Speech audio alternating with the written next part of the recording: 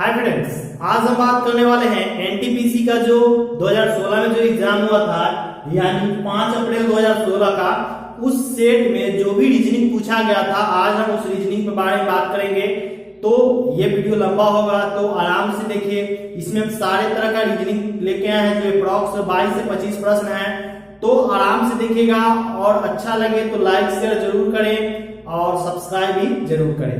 तो चलिए शुरुआत करते हैं। इसमें पहला क्वेश्चन दिया गया है कंटेम्पोरेरी हिस्टोरी और डैश एसेंट। देखिए सब ये बहुत बढ़िया क्वेश्चन है। इसमें क्या करेंगे, हम इसको भरना है। कंटेम्पोरेरी मतलब क्या होता है, ऐतिहासिक काल, मतलब जैसे कि आप देखिएगा यानी समकालीन। देखिए इसमें इस हिस्टोरी मतलब क्या होता है, ऐतिहासिक।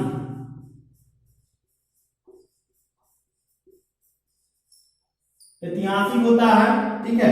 और कंटेम्परेरी मतलब क्या होता है, कंटेम्परेरी मतलब जानते हैं समकालीन,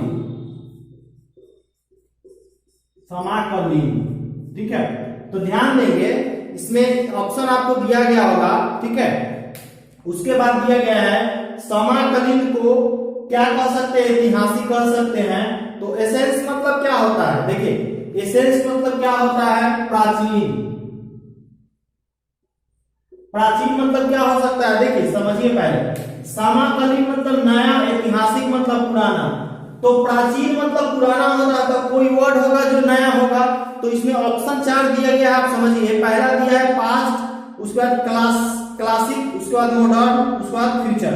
तो इसमें मॉडर्न जो ऑप्शन है, मॉडर्न मतलब क्या होता है, नया, यानी यहाँ क्या हो जाएगा, MODERN, यानी मॉडर्न आंसर हो जाएगा, ठीक है।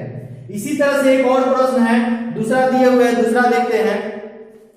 कंसोलेशन का मतलब क्या होता है, सांत्वना देना, मतलब सांत्वना देना।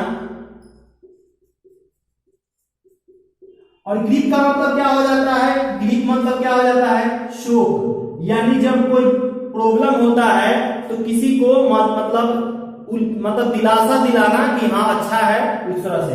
यानी जब शोक हो जाएगा तो सांत्वना देते हैं।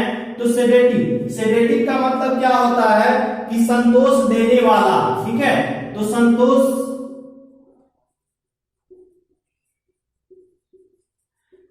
कोई कब देता है, जब आप दुखी में होते हैं तब देता है। तो 4 ऑप्शन दिया गया है।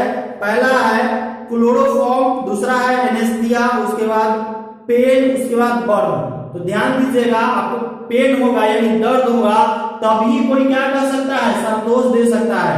तो यहाँ पे क्या आंसर हो जाएगा, पेन, यानी पेन मतलब दर्द होता है। अब 3 नंबर प्रश्न देखते हैं। 3 नंबर प्रश्न इसमें दिया गया है, कोडिंग से संबंधित है, उसको हम यहाँ पर लिख लेते हैं। देखिए आज हम इसमें अप्रॉक्स 20 से 22 25 प्रश्न करेंगे और सारा क्वेश्चन है, इसमें सीटिंग अरेंजमेंट है, सारा प्रश्न है। तो इसको लास्ट तक जरूर देखेंगे। दिया गया है गॉड इज ग्रेट, यानी गॉड इज ग्रेट, इसका कोड क्या है वो समझिए, CPAN और BO, ठीक है। क्या दिया है, गॉड इज ग्रेट का कोड क्या है, CPAN-BO। दूसरा दिया है ग्रेट हेल्प डन, यानी ग्रेट हेल्प डन, इसका कोड क्या दिया गया है, ERCPFS।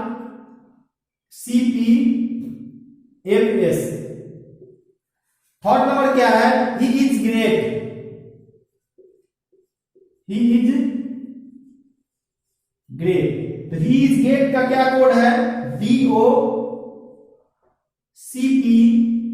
उसके बाद DA। अब इतना हमारे पास दिया गया है, ठीक है, इतना हमारे पास दिया गया है। हमको निकालना क्या है वो समझिए, he is God, he is God का निकालना है, समझिए बहुत बढ़िया चीज है।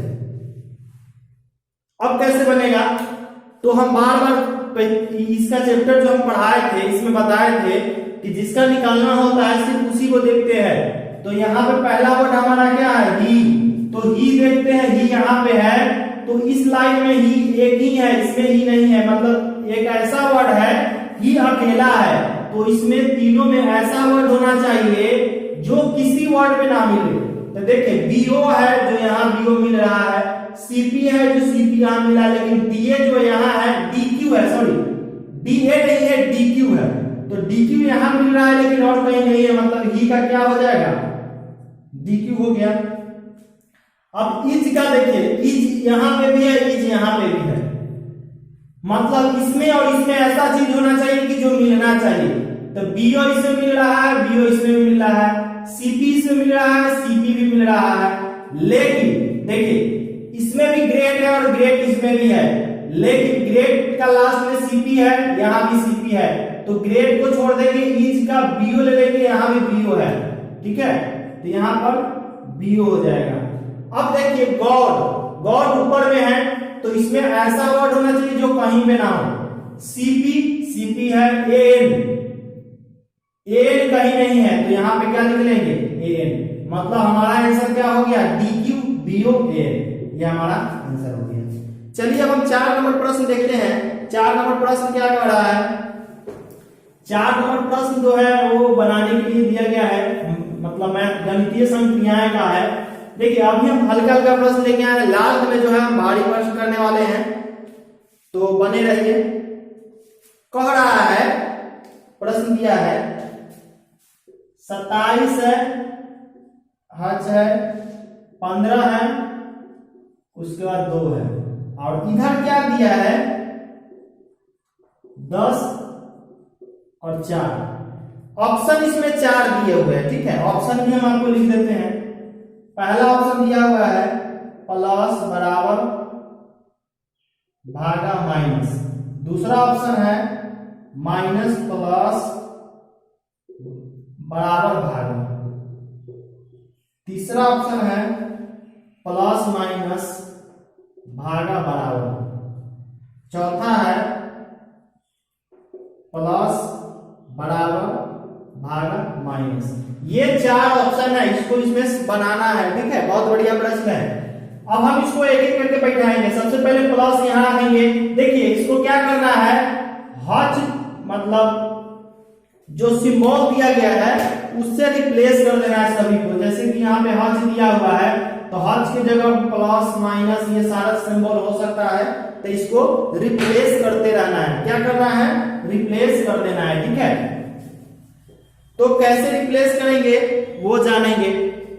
सबसे पहला ऑप्शन देखते हैं। पहला ऑप्शन क्या कह रहा है, पहला इसको रखेंगे यहाँ पर, यानी प्लस यहाँ रखेंगे, यहाँ इक्वल रख देंगे, यहाँ पे हो गया, यहाँ पे भाग रख देंगे, यहाँ पे माइनस रखेंगे। तो क्या करना है, सबसे पहले इसका काम करना है, तब इसको जोड़ेंगे, 27 और 15 जोड़ेंगे तो क्या हो जाएगा 7 5 12 42 हो जाएगा। 42 में हम 2 42 बराबर 2 हो जाएगा, यानी 42 बराबर 2, और ये ब्रैकेट रहेगा। इधर भागा 10 है, यानी भागा 10 माइनस 4, यानी 42 बराबर 2 हो जाएगा। बराबर का मतलब बट्टा होता है, तो क्या हो जाएगा 2 से कट जाएगा 21, मतलब 21 भागा 10 माइनस 4। अब इसको करेंगे तो 21 बट्टा 10 माइनस 4 हो जाएगा, तो ये क्लियर नहीं बन पा रहा है, ठीक है, तो इसलिए पहला ऑप्शन हमारा नहीं होगा। अब दूसरा चेक करते हैं। दूसरा यहाँ पे ये दे रहा है माइनस प्लस, यहाँ पर अगर हम माइनस कर देते हैं, यहाँ पर प्लस कर देते हैं, तो देखिए माइनस प्लस करेंगे तो ये 2 प्लस 27 और 2 29 हो जाएगा, 15 घटाएंगे तो ये 14 हो जाएगा। अब यहाँ पे करते हैं बराबर और यहाँ पे करते हैं भाग। अब 14 बराबर 10 भागा 4 हो जाएगा, मतलब 14 तो यहाँ है ही, 10 बटा 4 तो ये भी नहीं होगा। तीसरा ऑप्शन देखते हैं, यानी प्लस इसको कर देते हैं और इसको माइनस कर देते हैं, और इसको हम भागा कर देते हैं और इसको बराबर कर देते हैं। तो क्या हो जाएगा 27 और 15 को जब हम जोड़ेंगे तो ये 42 हो जाएगा, में से 2 घटाएंगे तो 40 हो जाएगा, और भागा 10 करेंगे बराबर 4, यानी 10 में 40 से भाग देंगे तो 4 आ जाएगा बराबर 4। ये हमारा सही आ गया, मतलब हमारा आंसर सी हो जाएगा। तो इस तरह से आसानी से चेक कर लेना है। अब हम आगे 6 नंबर प्रश्न देखते हैं। 6 नंबर प्रश्न भी आसानी है, कोडिंग से संबंधित है। क्या कह रहा है, ARC यानी ARC का कोड दिया गया है $@ और स्टार, $@ उसके बाद कह रहा है HIT, हीट का कोड दिया है H एंड और प्रतिशत। ध्यान दीजिएगा 3 वर्ड है, 3 सिंबल है, 3 है इधर और 3 सिंबल। अब हमको निकालना क्या है, CHAIR, ध्यान देंगे C का कोड क्या है 1 2 3 यानी 1 2 3, C 3 नंबर में है, ये भी 3 नंबर, तो C का कोड स्टार, तो स्टार हो जाएगा। H पहला है और यहाँ H है तो इसका H हो जाएगा। A 3 नंबर में है, A यहाँ फर्स्ट है, डॉलर फर्स्ट है तो यहाँ पे डॉलर हो जाएगा। I 2 नंबर में है, यहाँ पे एंड है मतलब एंड हो जाएगा। R 2 नंबर में है और @ तो यहाँ पे क्या हो जाएगा, @ मतलब हमारा इसका आंसर क्या हो जाएगा, स्टार H डॉलर एंड @ तो ये हमारा आंसर हो गया। चलिए अब हम 7 नंबर प्रश्न देखते हैं। 7 नंबर प्रश्न भी ठीक है।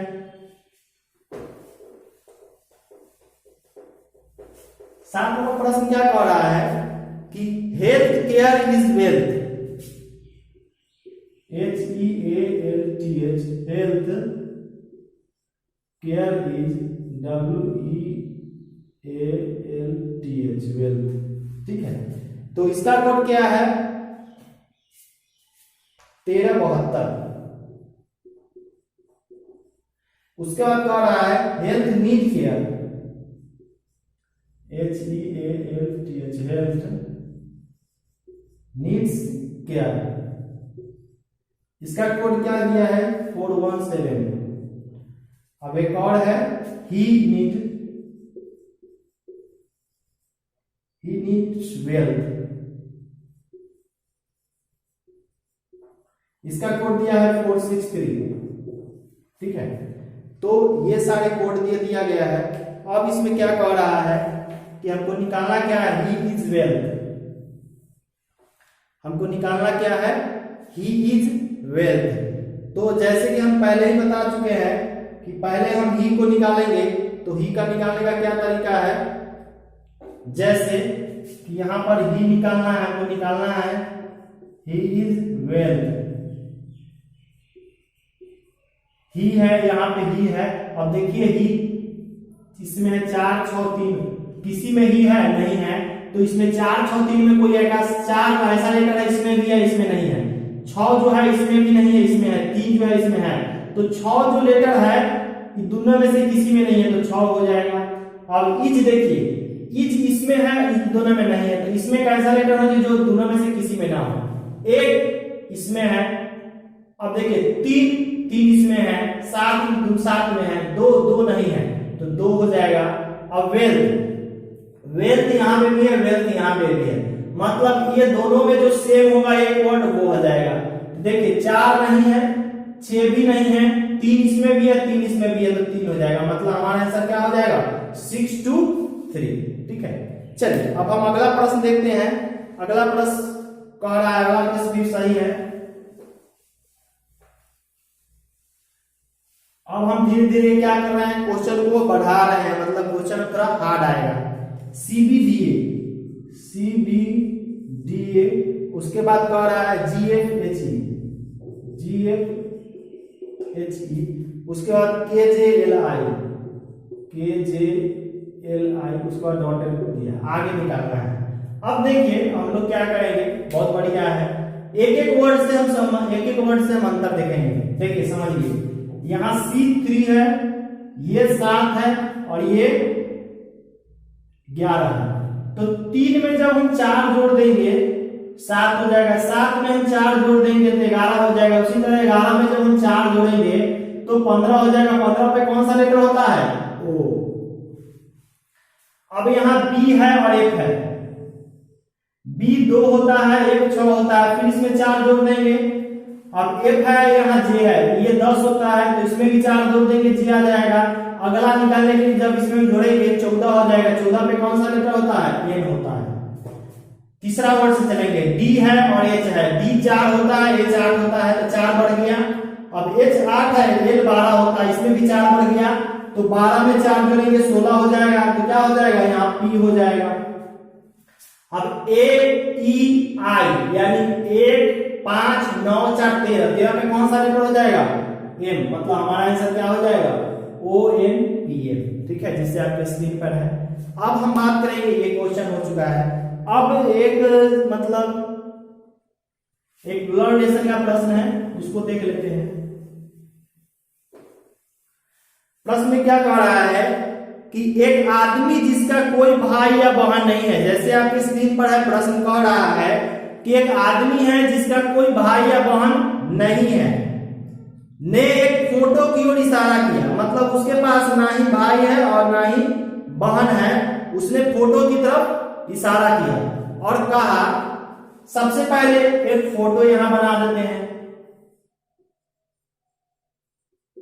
और यहां पर आदमी है, ये इस तरह से इशारा किया और क्या बोला कि मेरा कोई भाई या बहन नहीं है। उसके बाद कह रहा है कि यह लड़का जो है मेरे पिता यानी मेरे पिता का पुत्र है, मेरे पिता का पुत्र है। ध्यान दीजिएगा, कह रहा है मेरे पिता का पुत्र है, मेरे पिता का बेटा है यानी पुत्र है। तो अब कह रहा है कि मेरा कोई भाई या बहन नहीं है। जब भाई या बहन नहीं हो तो वो अकेला होगा, और जब पिता का जब पुत्र होगा तो क्या हो जाएगा, स्वयं हो जाएगा, यानी इसका आंसर स्वयं हो जाएगा। ठीक है, यानी खुद आदमी हो जाएगी, मतलब ये इसी आदमी का फोटो है। ठीक है, तो चलिए 10 नंबर आगे का क्वेश्चन देखते हैं। 10 नंबर भी बढ़िया प्रश्न है। कह रहा है बीना मोहन की बेटी है। देखिए अब जो है कह रहा है बीना जो है वो मोहन की कौन है, बेटी है, मतलब मोहन की ये बेटी है, लेकिन मोहन इसका माता है कि पिता ये पता नहीं चल रहा है। अगर नहीं देगा तो मोहन पिता है, क्योंकि मोहन नाम से पिता है, लेकिन इसमें मेंशन नहीं है। ठीक है, तो बीना जो है बेटी है, मोहन पिता है। अब आगे कह रहा है जो मीना का एकमात्र दामाद है, जो मीना का एकमात्र कौन है, ये दामाद। तो दामाद कब बनेगा, मीना का एकमात्र दामाद है तो दामाद कब बनेगा, जब इसका कोई बेटी होगा और बेटी से शादी होगा तब ये डायरेक्ट दामाद बन जाएगा। क्लियर है। अब क्लियर है कि ये पुरुष है, यानी ये प्लस हो जाएगा। समझ में आ गया। अब आगे कह रहा है मीना का एक बच्चा है, मीना का एक बच्चा है। ठीक है, मीना का एक बच्चा है, अब कौन है पता नहीं है। किरण मीना की पोती है। देखिए किरण जो है, किरण जो मीना की एक पोती है, तो मीना की एक पोती मान लेते हैं किरण, ये पोती है, ये माइनस हो जाएगा। ठीक है, मीना की पोती कौन हो गया, किरण हो गया। तो पोती किस कंडीशन में होगा, या उसका पुत्र का बेटी होगा तब ना पोती होगा, तो इसका पुत्र का बेटी होगा।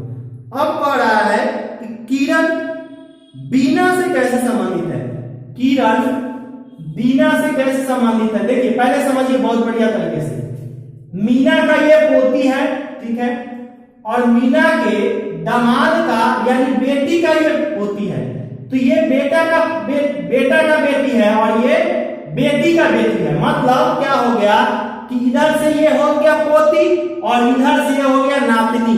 तो दोनों में रिलेशन पूछ रहा है कि किरण बीना से कैसे संबंधित है, तो किरण जो हो जाएगा बीना का क्या हो जाएगा, बहन। ठीक है, ये बहुत आसान था, चलिए नोट कर लीजिए। अब अगला प्रश्न देखते हैं। अगला प्रश्न क्या कह रहा है, अगला प्रश्न भी इसी तरह से है, कोडिंग का क्वेश्चन है। कह रहा है कोड यानी COD।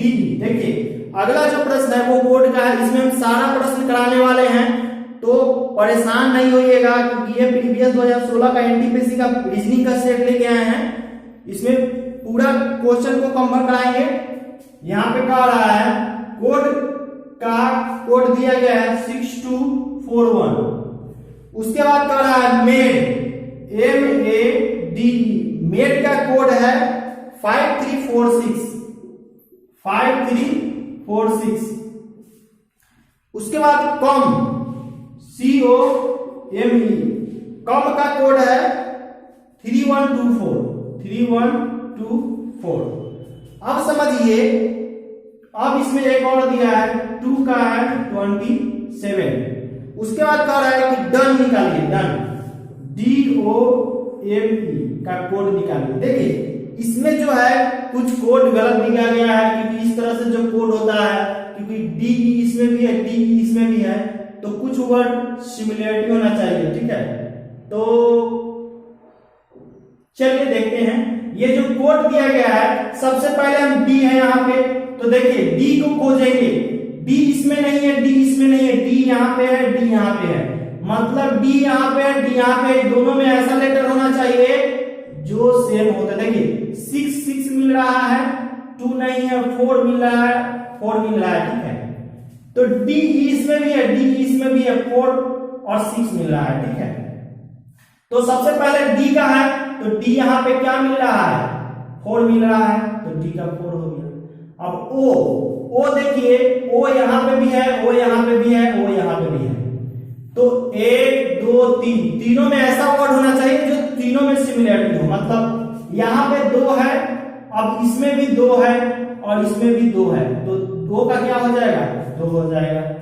M का देखिए, M कहाँ पे है, M इसमें भी है और M इसमें भी है, यानी इसमें और इसमें में सेम वर्ड होना चाहिए। तो 3 है, इसमें भी 3 है, 4 है, 4 है, तो हम क्या ले लेंगे, 4 पहले ही आ चुका है, तो हम क्या ले लेंगे, यहाँ पे 3 ले लेंगे। और E का हम क्या लिए थे, 6, क्योंकि देखिए E जो है इसमें भी E है, यहाँ भी E है और यहाँ भी E है, मतलब इस तीनों में ऐसा वर्ड होना चाहिए जो तीनों में सिमिलरिटी हो। तो देखिए 4 इसमें भी है, 4 इसमें भी है, 4 इसमें भी है, तो देखिए इसको क्या करते हैं, यहाँ पे 6 कर देते हैं और यहाँ पे 4 कर देते हैं। ये हमारा आंसर हो गया 6234, ये हमारा आंसर हो जाएगा, ठीक है। अब आगे बात करेंगे, आगे दिया गया है खाली स्थान को भरने के लिए, ठीक है, आगे दिया गया है खाली स्थान को भरने के लिए। चलिए हम नेक्स्ट प्रश्न देखते हैं। नेक्स्ट प्रश्न हमारा क्या कह रहा है, कह रहा है E P की बेटी है। E जो है किसकी बेटी है, P की बेटी है, ये क्लियर है, लेकिन P का पता नहीं कि पिता है या माता है। अब कह रहा है जो K का एकमात्र बहू का पति है, K का एकमात्र बहू का पति है, मतलब पति है, तो पता हो गया कि P प्लस है, ठीक है, यानी ये पिता होगा, जब ये बहू है तो इसका ही पत्नी हो जाएगा, मतलब ये इसका माता हो गया, माँ हो जाएगा, और ये इसका दादी हो जाएगा। अब कह रहा है कि E जो है वो K से किस प्रकार संबंधित है। देखिए अब ये इसका बहू है, ये इसका बेटा है और इसकी बेटी है, तो क्या हो गया, पोती, ठीक है, ग्रैंडसन हो जाएगा इसका आंसर। अब नेक्स्ट प्रश्न दिया हुआ है 13 नंबर, जो कि आपकी स्क्रीन पर है। कह रहा है कि एरो और दिया गया है ARROW और BOW, एरो और बॉ। देखिए यहाँ पे दिया गया है, एरो मतलब क्या होता है, तीर होता है, और बॉ मतलब क्या होता है, धनुष होता है, यानी तीर धनुष एक दूसरे पर यूज करते हैं, लगा के यूज करते हैं, मतलब तीर को किस पर लगाते हैं, धनुष पर लगाते हैं, मतलब पहला वाला को दूसरा पे लगाएंगे। तो इसी तरह से 4 ऑप्शन है आपके स्क्रीन पे। पहला दिया है फुटबॉल और हैंड, हैंड को फुटबॉल से की करते हैं, नहीं करते हैं, तो ये गलत हो गया। 2 नंबर है सलाद और नाइफ, तो नाइफ पे यानी चाकू पे सलाद को रखते हैं, नहीं रखते हैं, ना कि सलाद पे हम चाकू को रखते हैं, तो ये गलत हो गया। तीसरा है बुलेट और राइफल, बुलेट यानी जो मतलब गोली हो गया बुलेट, उसको राइफल में हम डालते हैं, तो हमारा आंसर क्या हो गया, सी, यानी बुलेट और राइफल हो जाएगा, बुलेट और राइफल इसका आंसर हो जाएगा, ठीक है। चलिए अब अगला प्रश्न देखते हैं। अगला प्रश्न इसी तरह से है, दिया गया है, प्रश्न आपके सामने है, इनसाइड और आउटसाइड, यानी कह रहा है इनसाइड और आउटसाइड। इनसाइड मतलब बाहर की ओर, आउटसाइड मतलब अंदर की ओर, ठीक है, सॉरी, इनसाइड मतलब अंदर की ओर, आउटसाइड मतलब बाहर की ओर। तो ये अंदर और बाहर मतलब अपोजिट है। उसी तरह से ऑप्शन में चूज कीजिए डे नाइट, ये भी ऑप्शन में है, अपोजिट है। सन और स्टार, सन और मतलब सूरज और स्टार मतलब तारा होता है, तो ये अपोजिट नहीं है, एक दूसरे का अपोजिट नहीं है। लाइट और डार्क, लाइट मतलब प्रकाश होता है, डार्क मतलब काला होता है, ये दोनों अपोजिट है। व्हाइट ब्लैक, व्हाइट उजला होता है, ब्लैक काला होता है, ये भी अपोजिट है। तो इसका आंसर क्या हो जाएगा? सन स्टार, क्योंकि तीन ऑप्शन जो है वो इसके समान सेम है, लेकिन चौथा सेम नहीं है, तो इसका आंसर चौथा जो अलग है वो हमारा आंसर हो जाएगा सन और स्टार। ठीक है, अब अगला प्रश्न देखते हैं। अगला प्रश्न दिया गया है, अगला प्रश्न क्या है? 82, 70, उसके बाद है 76, उसके बाद दे रहा है 64, फिर 70, उसके बाद 58 और फिर डॉट, आगे का पद निकालना है। ये कैसे बनेगा समझिए, 82 है और 70 है, घट रहा है, कितना घट रहा है? तो 82 70 -12 हो रहा है। अब देखिए अगला पद में जब करेंगे तो +6 हो जा रहा है, फिर अगला इसको करेंगे तो 76 64 -12, फिर आगे करेंगे तो +6, यानी इसका सेशन क्या बन रहा है? -12 + 6, -12 + 6, फिर इसमें से -12 हो गया तो क्या होगा? +6 होगा, मतलब 58, 6 क्या हो जाता है? 64, यानी हमारा आंसर क्या हो जाएगा? 64। ठीक है, अब चलते हैं अगला प्रश्न की ओर। अगला प्रश्न जो है थोड़ा सा अब बड़ा आ गया है। ठीक है, अब जो है हमारा सारा प्रश्न जो है वो बड़ा होगा। अब छोटा वाला प्रश्न सारा खत्म हो गया, अब सारा प्रश्न बड़ा होगा। ठीक है, अब आपके स्क्रीन पर है, पढ़िए। सीटिंग अरेंजमेंट का प्रश्न है। ठीक है, सीटिंग अरेंजमेंट में क्या कह रहा है? PQRS 4 दोस्त हैं, PQRS 4 दोस्त हैं और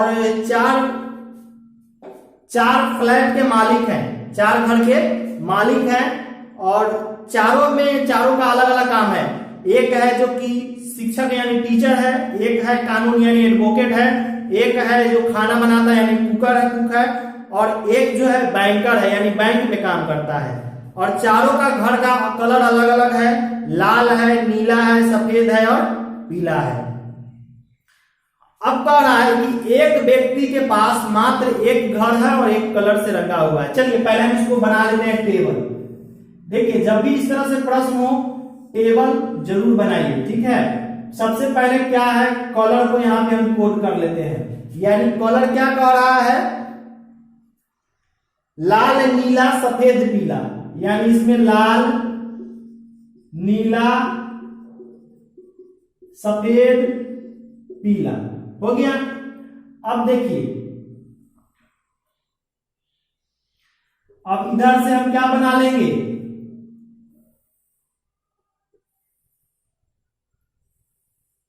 PQRS, PQRS। अब समझिए क्या कर रहा है? पहला पॉइंट कि P का एक लाल घर है, यानी P जो है लाल घर में रहता है, तो P को यहां दे देते हैं। ठीक है, P लाल घर में रहता है लेकिन बैंकर नहीं है। क्या है? P लाल घर में रहता है लेकिन बैंकर नहीं है। समझिए, जब ये बैंकर नहीं होगा, ठीक है, जब ये बैंकर नहीं होगा तो बैंकर ये चारों में से कोई एक होगा, ये तीनों में से कोई एक होगा बैंकर। तो चलिए P को लिख दिए। अब अगला पॉइंट पढ़ते हैं। कह रहा है ब्लू हाउस का मालिक एक वकील है। ब्लू मतलब नीला, इसका मालिक कौन है? वकील है। ब्लू हाउस यानी नीला का मालिक कौन है? वकील है।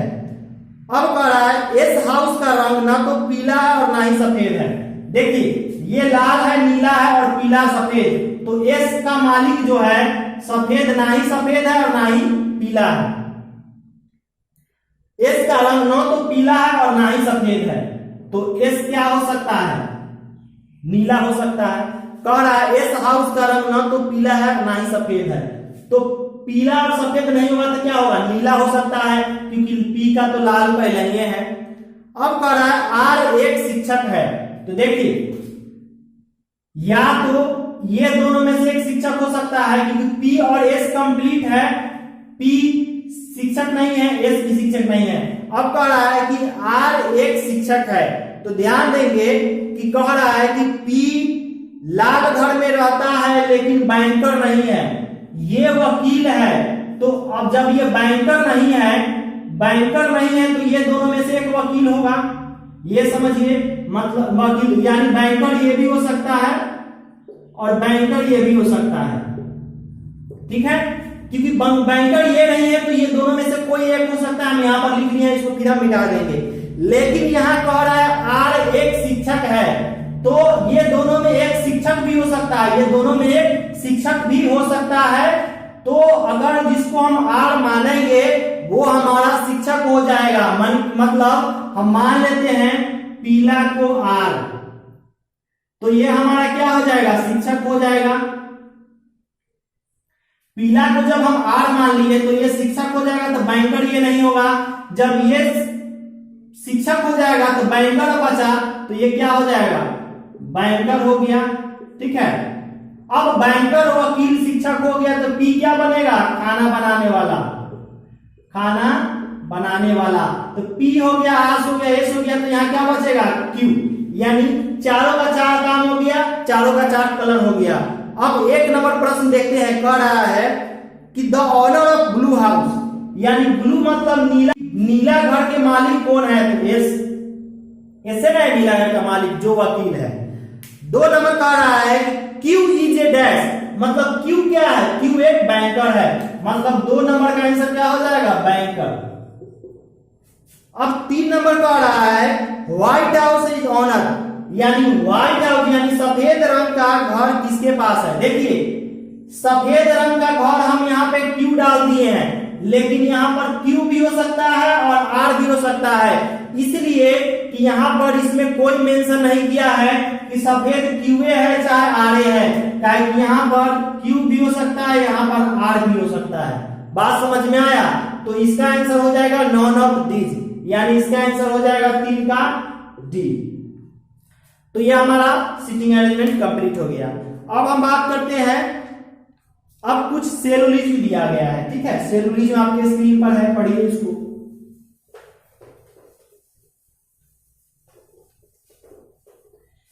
सेलुलोज में क्या कह रहा है समझिए, ये तो खैर ऐसे ही हम बता देंगे, स्क्रीन पर आप पढ़ते रहिए।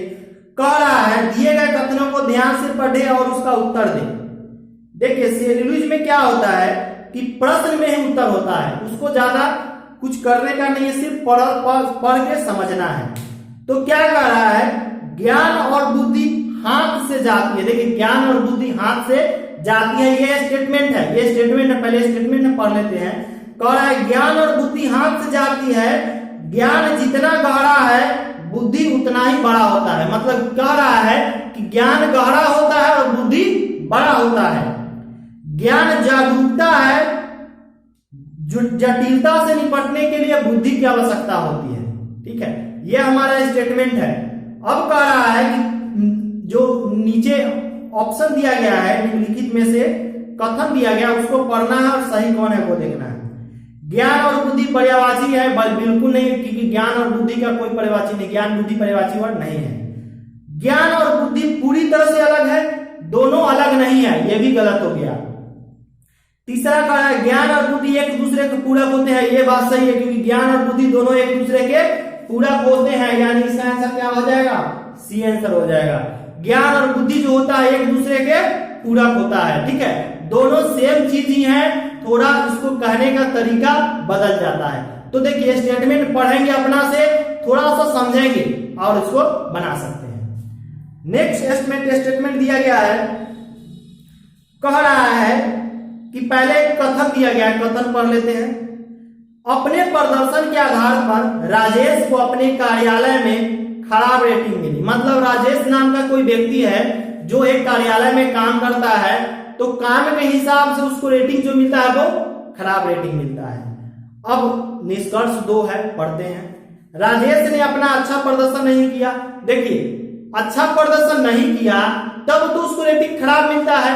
आप लोग क्या करते हैं, लाइक डिसलाइक करते हैं या कोई ऐप डाउनलोड करते हैं तो उसका रेटिंग देते हैं, किसी कॉलेज को रेटिंग देते हैं, किसी इंस्टीट्यूट को, तो वहां पे रेटिंग कैसा होता है, आपको अच्छा लगता है तब तो रेटिंग देते हैं। तो यहाँ कह रहा है कि अपने प्रदर्शन के आधार पर राजेश को अब मतलब रेटिंग खराब मिला। मतलब क्या कह रहा है कि पहला पॉइंट, राजेश ने अच्छा प्रदर्शन नहीं किया तब ना खराब रेटिंग पॉइंट मिला, मतलब 1 नंबर सही है। खराब प्रदर्शन किया इसलिए उसको रेटिंग खराब मिला। अब 2 नंबर कह रहा है कि राजेश को जो रेटिंग दी गई वह निशान तक नहीं था। मतलब रेटिंग जो दी गई उसमें निशान नहीं था, ये गलत है, ये बिल्कुल गलत है। यानी हमारा आंसर इसका 2 नंबर जो है गलत हो जाएगा, इसका सिर्फ एक ही हो जाएगा, कथन निष्कर्ष 1 सही, यानी इसका आंसर ये हो जाएगा। ठीक है, तो आज के जो हम ये सेट लाए थे वो एनटीपीसी का 5 अप्रैल 2016 में पूछा गया था, प्रश्न था, इसमें सारे प्रश्न थे। तो आपको अच्छा लगा तो लाइक कीजिए, अपने दोस्तों में शेयर कीजिए और इसी तरह की वीडियो देखने के लिए हमारा चैनल को सब्सक्राइब भी कर लीजिए। और जीके और जीएस के लिए एक हमारा चैनल है जो कि A to Z कंपटीशन के नाम से है, तो वहां पर भी जाके आप बिहार दरोगा या बिहार एसएससी या यूपीएसआई या दिल्ली पुलिस, यानी जहां पे जीके और साइंस होता है उसकी कंपटीशन का एग्जाम की तैयारी पूरा कर सकते हैं। तो आप वहां पे जाइए और जीके जीएस या साइंस, अभी साइंस की क्लास चल रहा है तो वहां पे जाके ज्वाइन कीजिए, उस चैनल को भी सब्सक्राइब कर लीजिए।